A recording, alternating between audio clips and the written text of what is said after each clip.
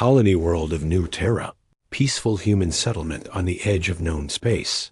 The story opens with young Tom, an 8-year-old human child, playing in the fields outside New Terra's main settlement. He collects strange blue flowers that only bloom on this world, planning to give them to his mother. The colony is small but thriving, with families who left Earth generations ago seeking a quiet life among the stars. Tom's father, Jack, works as a terraforming engineer. His mother, Lisa, teaches at the colony school. They represent the peaceful side of humanity, those who chose exploration over conflict, farming over fighting. The colony has existed for 30 years without incident, trading peacefully with nearby alien species. The Vrak Empire discovers New Terra during a routine expansion sweep. These reptilian beings view humans as inferior, soft creatures unworthy of the rich worlds they inhabit. Commander Krell leads the Vrak strike force, believing humans will surrender their world without resistance. Tom encounters the first Vrak scout ship while picking flowers. The alien soldier, amused by the small human child, decides to make an example. Despite Tom's innocent questions about the strange visitor, the Vrak warrior kills the boy with a plasma blast, leaving his body among the blue flowers. The Vrak attack comes at dawn. The colonists, having no military training or weapons, are slaughtered within hours. Jack dies defending the school. Lisa falls protecting her students. The Vrak commander broadcasts their victory across the galaxy, boasting about conquering another human world and mocking their weakness. News of the massacre reaches Earth through an automated beacon. The transmission shows Tom's final moments, the destroyed colony, and the Vrak's mocking message. On Earth, in the depths of military command, ancient protocols begin to activate. Systems that have remained dormant for centuries start powering up. The story establishes the contrast between peaceful human colonies and something darker waiting back on Earth. The death of innocent Tom becomes the catalyst that awakens humanity's true nature. Earth's hidden military installations. Deep Space Monitoring Stations. Admiral Kane receives the transmission in the buried command center beneath the Pacific Ocean. He has spent 40 years overseeing Earth's secret defenses, hoping this day would never come. The images of Tom's death and the colony's destruction trigger protocols written in humanity's darkest hour. The Terran Defense Council convenes for the first time in 2 centuries. These are not politicians or diplomats, but the guardians of humanity's greatest secret. They oversee the ancient fleet, warships built during the species' most violent period, when humans nearly destroyed themselves in global warfare. Long ago, humanity channeled its destructive nature into creating the ultimate weapons. When peace finally came, these ships were hidden, their existence known only to a select few. Each vessel carries enough firepower to sterilize entire star systems.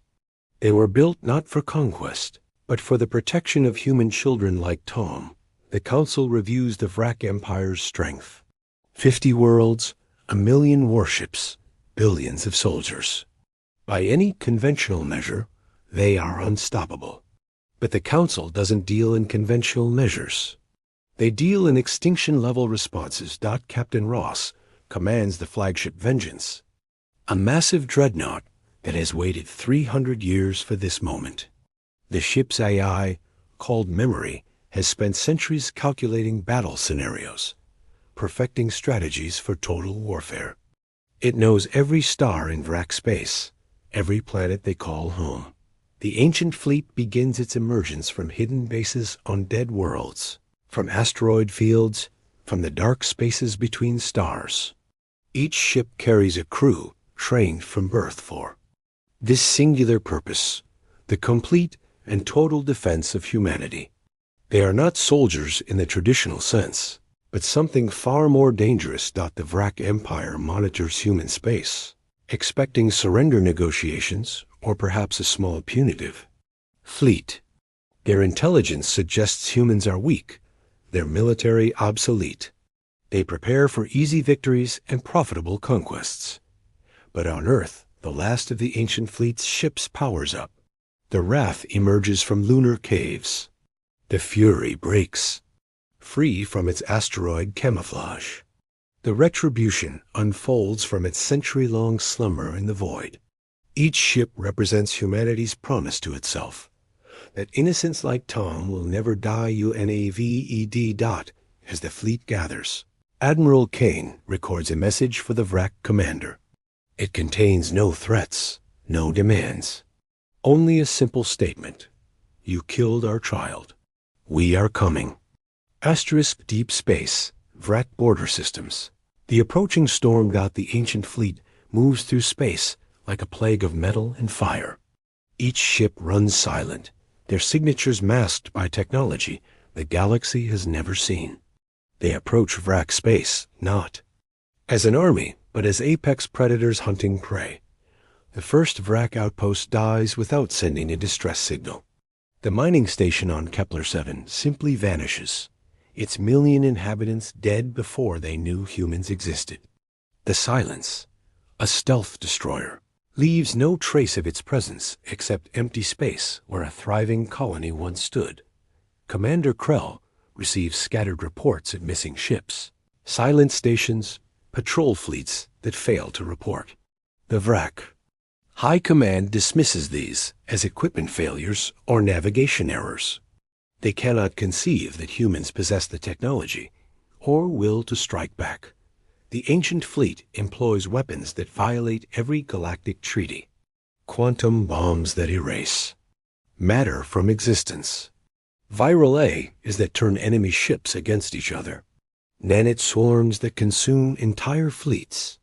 These are not tools of war, but instruments of extinction. Captain Ross studies the holographic display showing Tom's final moments. The boy's innocent face burns into his memory, fueling a cold rage that has consumed him for weeks. The crew of the Vengeance works in absolute silence, their hatred focused into perfect efficiency. The Vrak Empire begins to panic as entire sectors go dark. Their fastest ships investigate, only to find systems stripped of all life. Planets burned down to their cores. Space itself seems to reject their presence, as if the universe has turned against them. The ancient fleet's true power lies not in individual ships, but in their coordination. They fight as a single organism, each vessel perfectly synchronized with the others. When they strike, they do so with the focused fury of an entire species. The Vrak home fleet, a massive armada of 10,000 ships, moves to intercept the human threat. They outnumber the ancient fleet 100 to 1. Their weapons have conquered 50 worlds. They are confident in their superiority, but the ancient fleet has spent centuries preparing for this moment. Every battle plan accounts for overwhelming odds. Every weapon system is designed to maximize destruction. They don't seek victory in the traditional sense. They seek absolute annihilation. The hunt intensifies as the fleets approach each other. The Vrak prepare for a glorious battle. The humans prepare for an execution. Asterisk the Vrak home system. The final battle, stars burning. The ancient fleet emerges from hyperspace like a nightmare-made manifest. The Vrak home system contains their capital world, orbital shipyards, and the Vok, greatest concentration of their military might. It should be impregnable. Instead, it becomes their tomb. The battle begins with the Vengeance broadcasting Tom's final moments to every Vrak ship. The image of the dying child, the mocking laughter of his killer, the contempt in alien eyes. Then Captain Ross speaks. This is why you die. The Vrak fleet opens fire first, unleashing enough energy to vaporize moons. Their plasma cannons and fusion missiles streak across space in brilliant displays of destruction. The ancient fleet simply absorbs the assault, their shields turning enemy fire into harmless light. The human counterattack defies comprehension. The Wrath fires quantum torpedoes that phase through matter, detonating inside enemy ships. The Fury deploys nanic clouds that consume entire squadrons. The Retribution uses gravitational weapons that compress battleships into singularities. Admiral Kane watches from the command ship as the Vrak fleet dies. Each enemy vessel that falls is another step toward justice for Tom. There is no joy in the slaughter, only the cold satisfaction of a promise kept. The Vrak homeworld's population of 8 billion watches their mighty fleet burn. Their strongest ships, pride of the Empire, become debris in minutes. The human vessels move through their formations like death itself, untouchable and implacable. Commander Krell, the alien who ordered Tom's death, broadcasts a surrender offer. He promises reparations, territory, anything humanity desires. The response comes from the Vengeance. We desire your extinction.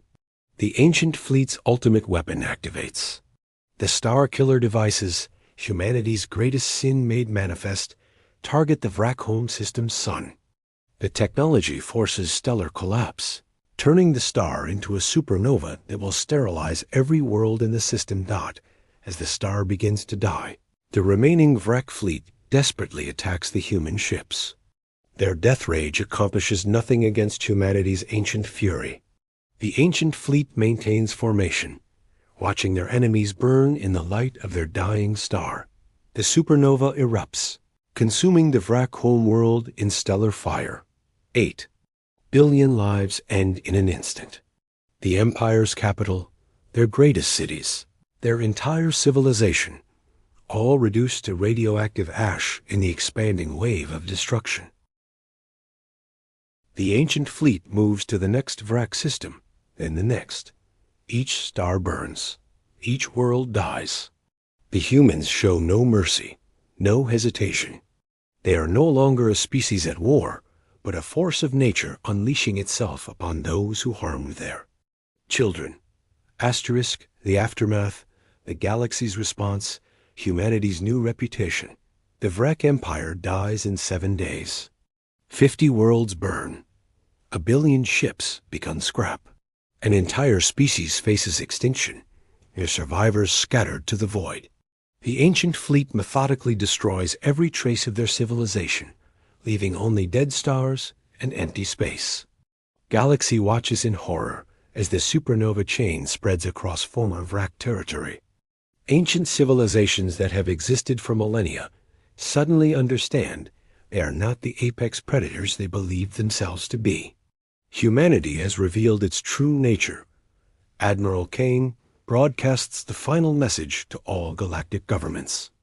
It shows Tom's death, the colony's destruction, and the complete annihilation of the Vrak Empire. The message is simple: touch our children, and we will burn your stars. The surviving Vrak, perhaps 1 million scattered across the galaxy, become refugees.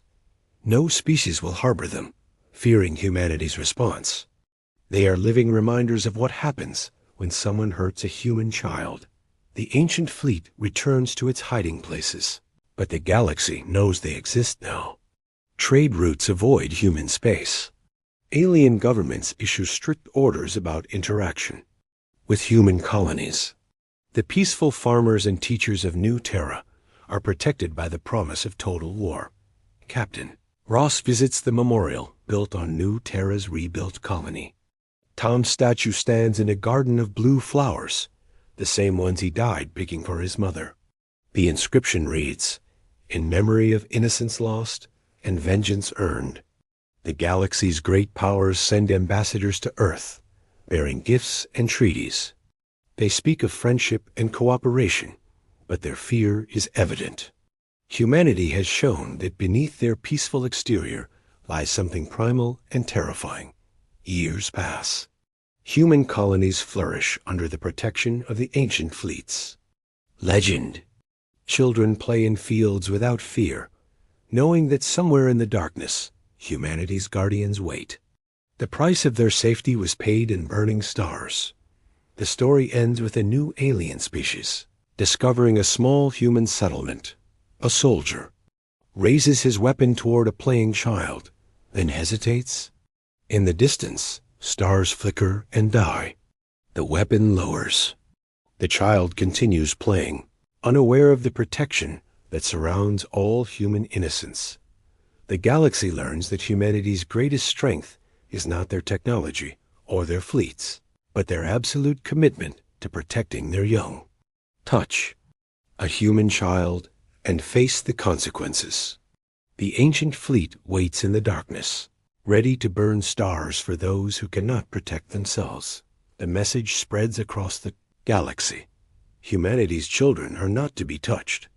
Ever. Asterisk.